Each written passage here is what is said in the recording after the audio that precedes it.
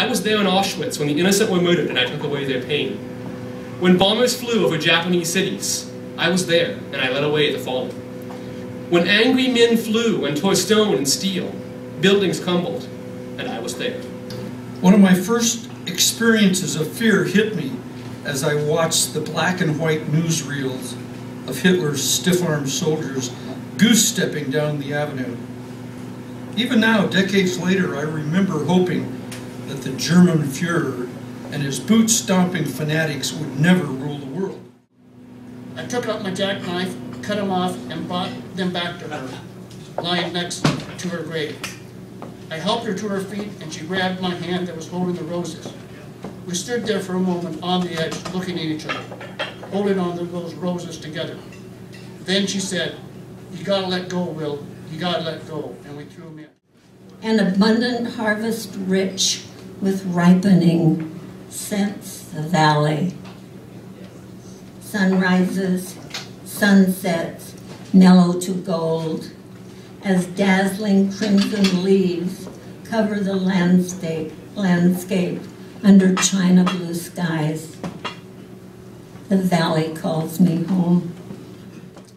And so at 5:30 of a Tuesday evening, we fired up the mangler, and under the inspector's eyes, we opened, ground, dyed, and dumped almost 8,000 pounds of tuna, most of which was probably better quality than what's in your tuna salad sandwich. Sorry, Charlie. Go ahead, make fun of me, but I'm telling you, Tom, I'm doing this. When? 3 weeks, I said. How much does it cost? $200 apiece. You in? Tom nodded. That kind of sniveling PhD psychologist nod. The one that says, this one will be too good to miss. We noticed that the song progressed as a series of verses, where at one particular point in each verse, gales of laughter ensued. Our French was too poor to understand the lyrics, but had proven plenty adequate for ordering wine, a forbidden privilege in America, of which we took full advantage here in France. So at that special moment in every verse, we laughed along too, loud and hard. Jason swung at him with every bit of frustration and anger he'd felt for the past week. He had kept it bottled up and stored away. But now it all came crashing down onto his enemy's head with a flurry of strikes and slashes and jabs. He had been humiliated, kidnapped, lied to. He could not endure it any longer. Fun jumped back. Death was not at all what Clem expected. Clem Peterson, died at 2:24 p.m. on Thursday, September the 12th, 1996. Clem was 32 years, 81 days, 3 hours, 18 minutes, 12 seconds old. His car, a silver 1967 Chevrolet Camaro, was in excellent condition and had appealing red stripes on the hood. The steering lead of the vehicle in question snapped. Thrown out of the garden, and my mouth's afire. Thrown down from the mountain, and my mouth's afire. See cities burning, and my mouth's afire. See tide turning, and my mouth's afire. And I keep one foot in the river. Martha can tell before she sees him. It is the way he opens the door in tiny starts and stops that only she would notice. It is Jack. She is glad it's him. She reaches up to smooth her hair, but her hand stops midair. Jack's right forehead is covered with blood, dried strings of it in his eyebrow, the eye narrowed purple. Oh my God.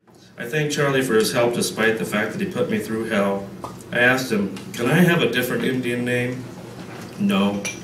You're Yellow Pants. Maybe a day comes when a new name finds you, but for now, you must be what you are." "Well, Charlie isn't an Indian name," I said. "Well, then call me Charlie Horse if it makes you happy." "Yeah, I like that." His relocation, caused by the people's determined efforts, have been in his best interest as well as theirs. However, in his memory, the man-made ditch is a clear and free-running creek. He may still believe it to be the perfect habitat and return the next summer to persist in his battle for water rights of the McKenzie Ditch. And I had named it. I was alone once, but that was long ago. when I was a cloth wiping blood from your hands.